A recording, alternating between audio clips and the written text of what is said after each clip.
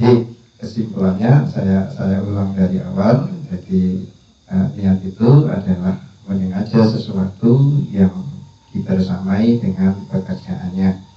Kemudian tempatnya niat adalah hati, melafalkan lafaznya niat, hukumnya sunat, waktunya niat dalam bab wudu adalah membasuh permulaan bagian dari wajah untuk ibadah. Tempatnya niat adalah di awal aktivitas ibadah kecuali puasa. Adapun definisi tertib itu adalah menempatkan sesuatu sesuai dengan runtutannya. Nah, sekarang masuk ke faslun atau pasal yang berikutnya. Bismillahirrahmanirrahim. Yang mau ngopi gak tekan kata Mang Len diajari ngopi Mang. Monggo yang mau minum mau ngopi silahkan. Yang penting nanti pas doa kopinya diletakkan dulu. Yang nggak boleh itu doa sambil ngopi, atau doa sambil merokok. Kalau mendengarkan seperti ini, insya Allah masih boleh sah saja. Bismillahirrahmanirrahim. Lanjutkan ya Pak ya. Nah, ini juga sedikit banyak. Bismillahirrahmanirrahim. Faslun al-ma'u qalilun wa kasirun. Ini pembahasan tentang air Pak. Pembahasan tentang air. Air itu menjadi penting untuk dibahas. Mengapa? Karena ibadah ini tidak bisa terlepas dari yang namanya air. Al-ma'u utawi banyu iku qalilun ana kalane banyu sithik wa kasirun lan ana kalane banyu akeh. Air itu ada kalanya disebut air yang sedikit dan ada kalanya yang disebut dengan air banyak. Al-qalilu ma dunal qulataini. Al-qalilu utawi banyu sithik iku ma banyu dunal qulataini kang kurang rongkolah. Air sedikit itu adalah air yang ukurannya atau kadarnya kurang dari 2 kolah. Nanti keterangannya nanti. Wal kasiru utawi banyu akeh iku kulatani rongkolah fa aksaro nuli luwe akeh. Adapun air banyak adalah air yang kadarnya 2 kolah atau lebih. Al-qalilu utawi banyu sithik iku ya tanajasu dadi najis apa al-qalil bihukumin najasati kelawan keceblokan najis fihi ing dalem al-qalil.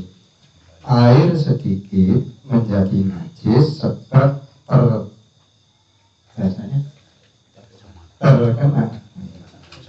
terkena loh jawabannya tercemplungi najis. Air sedikit itu akan najis ketika terkena najis. Wa illam yataghayar lan senajan ora berubah apa alkohol, walaupun atau meskipun air itu tidak berubah. Wal ma'u utawi banyu al-kasiru kang akeh, adapun air yang banyak iku layatan najasu ora dadi najis apa ma'ul kasir. Air yang banyak tidak jadi najis sebab tercemplungi najis. Idza taghayyara angin nalikane Allah, kecuali jika berubah apa ta'muhu rasane najis rasanya, au launuhu utawa warnane najis warnanya, au rihuhu utawa ambune najis. Bismillahirrahmanirrahim. Ini pasal tentang air. Jadi air itu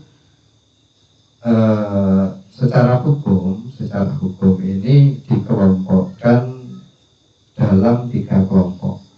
Yang pertama air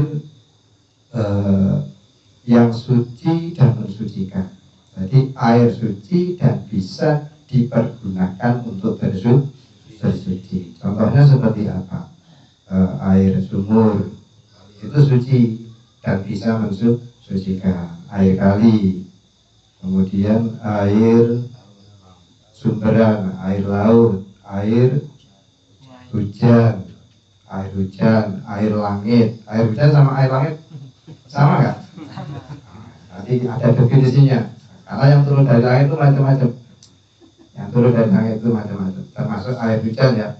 Air hujan. Hujan itu definisinya kalau dalam fikih itu air yang turun dari langit dalam keadaan cair nyampe bawah cair. Paham ya? Itu namanya hujan. Terus dalam fikih ada istilah ma'ul bardi. Kalau Jawanya air embun. Bukan embun-embun pagi itu. Bukan embun-embun pagi itu. Ya siapa mampu ngumpulin tetesan embun yang terus dikumpulin kan ya. Yang air embun atau air dingin istilahnya. Nah, ini proses alamiahnya seperti apa? Yaitu air yang turun dari langit yang ketika masih berada di atas dalam keadaan menggumpal, kemudian nyampe bawah itu cair. Itu namanya air embun atau air bardi. Paham ya Pak ya? Nah, terus kemudian ada ma'us salji. Ma'us salji itu air salju.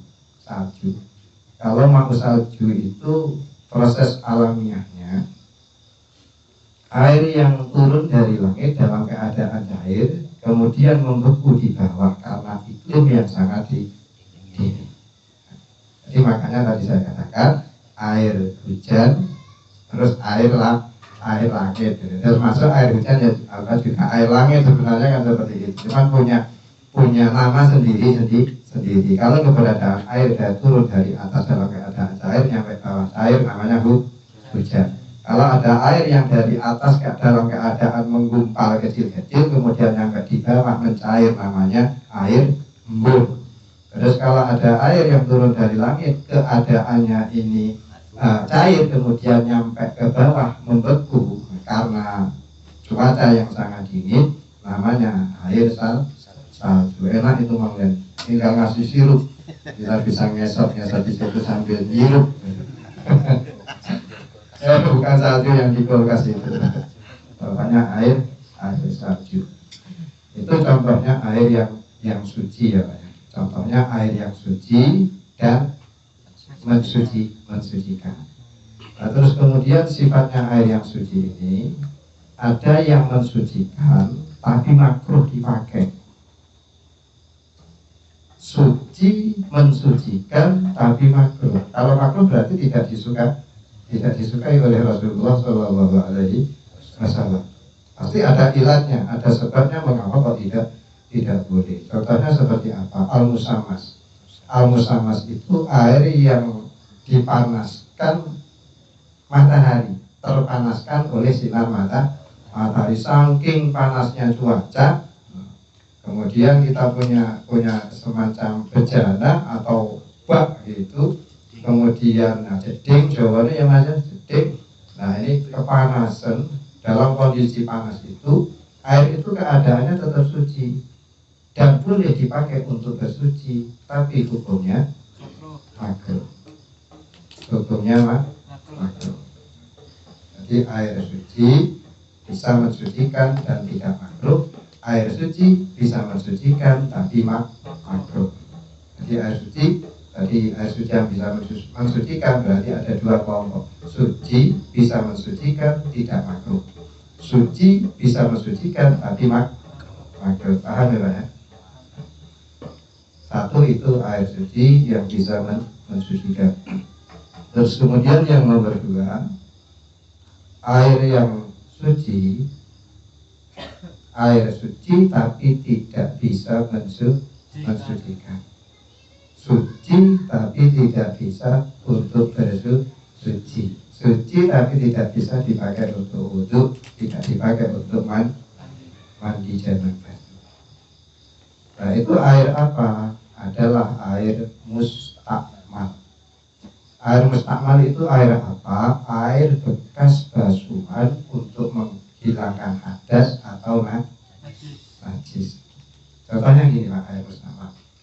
Nah, air mustakmal itu hanya terjadi, keadaan air mustakmal itu hanya ada ketika kadar air kurang dari 2 kolam.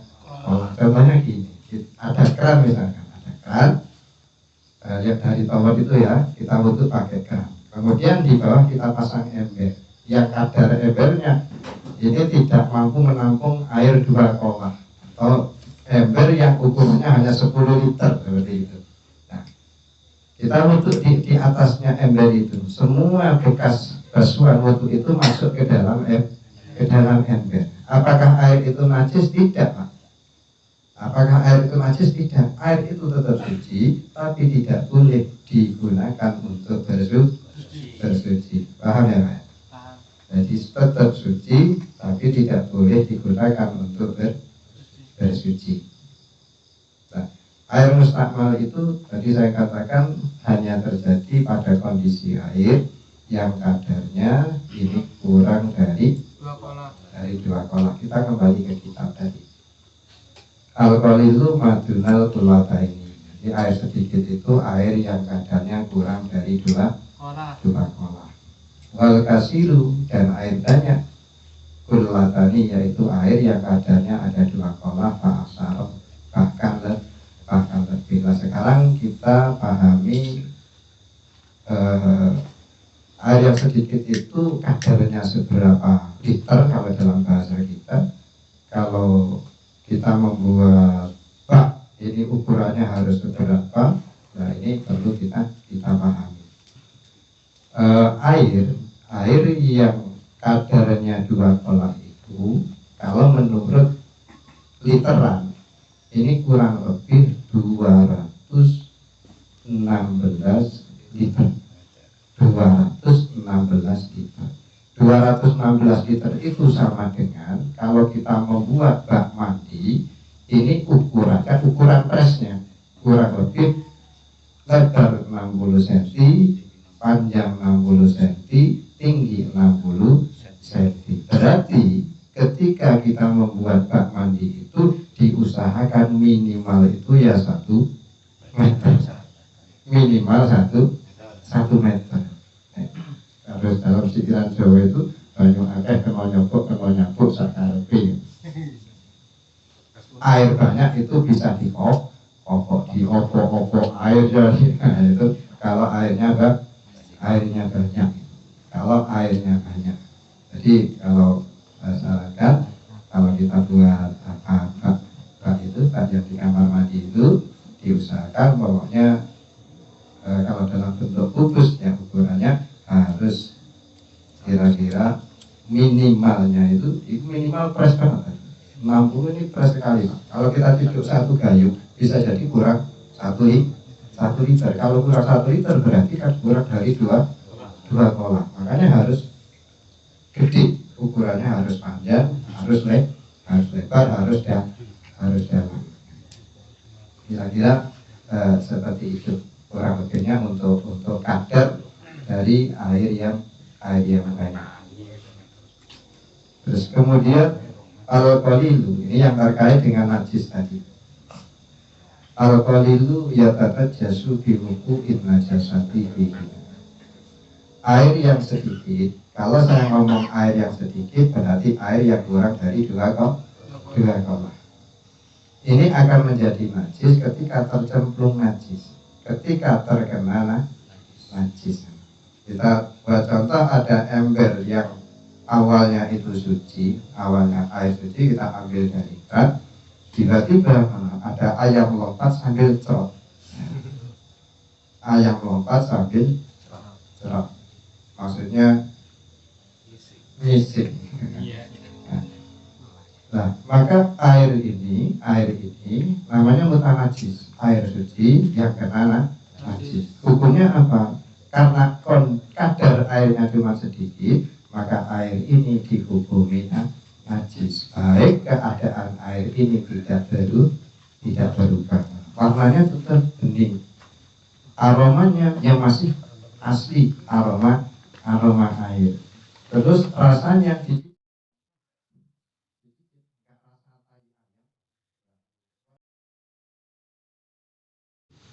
karena kondisi airnya hanya sedikit, maka dihukumi najis. Paham ya Pak ya? Jadi air sedikit ketika kena najis, hukumnya najis. Air yang kurang 2 kolak ketika kena najis, maka hukumnya najis. Walaupun keadaan air sifatnya air tidak berubah. Terus yang terakhir, wal ma'u, sudah datang ini penutupnya. Santapan jasmaninya sudah datang. Selanjutnya kan santapan jasmani. Santapan rohaninya tinggal sedikit. Mau dimakan nggak ini? Santapan rohaninya. Nah. Wal ma'u al-kasiru layatama jasu. Nah, ini kebalikannya. Kalau air yang banyak, kalau saya mengatakan air banyak, berarti maksudnya adalah air yang kadarnya mencapai dua kolam. Layatama jasu. Air yang kadarnya 2 kolam ini tidak menjadi najis karena terkena najis atau karena tercemplungi najis. Bapak-bapak punya bak mandi di rumah yang gede, yang besar, terus kejatuhan najis.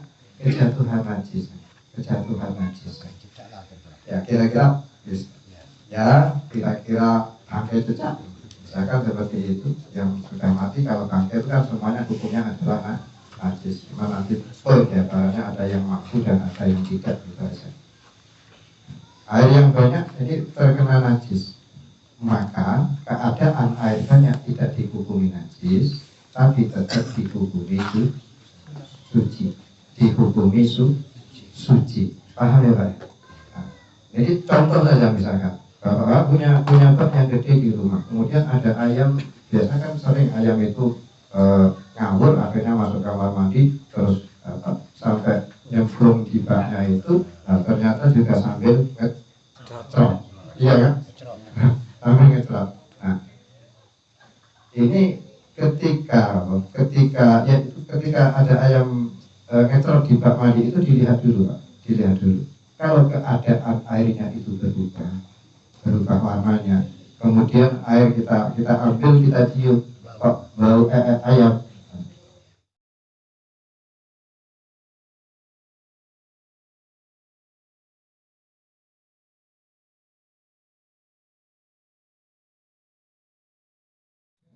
Nah, ketika kondisi airnya itu berubah, baik rasa maupun warna atau baunya, maka air banyak itu dihukumi najis. Yang tidak najis bagaimana? Kalau keadaan air yang tidak berubah. Wal ma'u al-kasir la yatanajasu illa taghayyara ta'muhu aw lamuhu aw rihuhu. Air yang banyak tidak menjadi najis ketika terkena najis, kecuali berubah rasanya, berubah warnanya, berubah aromanya. Saya kira itu yang bisa dapat saya sampaikan. Terima kasih atas segala perhatian dan maaf atas segala kekurangan. Wallahul muwaffiq ila aqwamit thoriq. Wassalamualaikum warahmatullahi wabarakatuh. Baik, langsung saja kita tutup dengan Bismillahirrahmanirrahim. Alhamdulillahirabbil alamin. Muhammadin awwalin wassalli wassalim ala sayyidina Muhammadin fil akhirin wassalli wassalim ala sayyidina Muhammadin fil nabiyyin wassalli wassalim ala sayyidina Muhammadin fil mursalin wassalli wassalim ala sayyidina Muhammadin fil mala'il a'la ila yaumiddin wassalli wassalim ala sayyidina Muhammadin wa ala alihi wa sahbihi ajma'in. Ya Rabbi bil Mukhtar akrim syafi'in aslih lana al-akhwal jannibna rada waslu su'unal muslimina wa afihim wa tawalahum wa dafa' surura man i'tada. Ya Rabbi wajma' samlahum waltub bihim wansur bihim walinan nabi wa ayyida sabbit lana al-aqdama wa ghafir zanbana wansur bina bil qawni anwar al-huda وانظر إلينا أجمعين وعافنا شر ما ظهر نصبنا من كل داء حسن اليقين منك حبنا وهمنا واحميهما واكفنا شر العداء واقضي لنا الحاجات أجمعها وزد يا واسع الإفضال منك محاميدا أختم لنا الأحمار بالحسنى وبالفردوس فاجمعنا بطه أحمدا وبمقعد الصدق نشاهد وجهه كعظائر القدس منازل سهادا وبجاهه يا ربي فاجعلنا به من أسعد القوم الكرام السعداء وأدم صلاتك والسلام علينا حتى صدى بالفتح أو حاد حادا والآل أهل الدهر والصحب الكرام وتابعين بحبيبك تحركدا سبحان ربك رب العزة عما يصفون وسلام على المرسلين والحمد لله رب العالمين. يا ربنا اعترفنا بأننا اقترفنا وأننا أسرفنا على ما أسرفنا فتب علينا توبة تغفر كل حوبة واستر لنا العورات وآمن الروعات واغفر لوالدينا ربي ومولودينا والأهل والإخوان وسائر الخلان وكل ذي محبة عائرة أو صحبة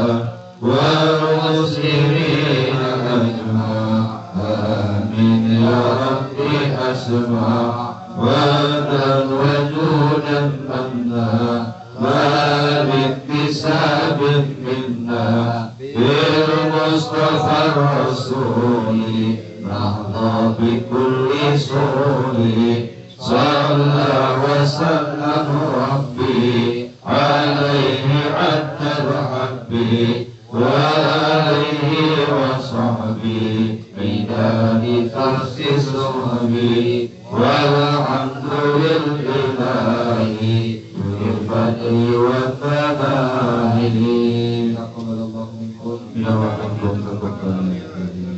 demikian acara kita sama-sama telah kita lalui. Kita tutup acara ini dengan sama-sama melafazkan hamdalah.